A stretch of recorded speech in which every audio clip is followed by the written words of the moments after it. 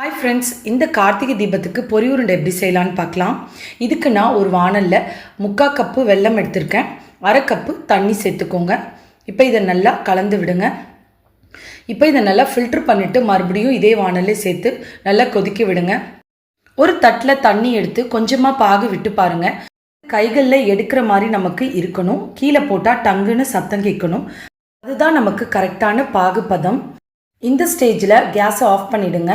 Of பண்ணிவிட்டு அதில் கொஞ்சமாக ஏலக்காய் தூளோ இல்லை சுக்கு பொடியோ சேர்த்துக்கோங்க. இப்போ இதை நல்லா மிக்ஸ் பண்ணிவிட்டு 1 டீஸ்பூன் அளவுக்கு நெய் சேர்த்துக்கோங்க.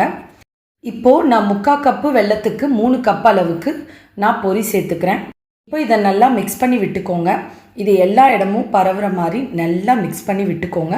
அப்போ தான் கைகளால் பிடிக்கிறதுக்கு ஈஸியாக இருக்கும்.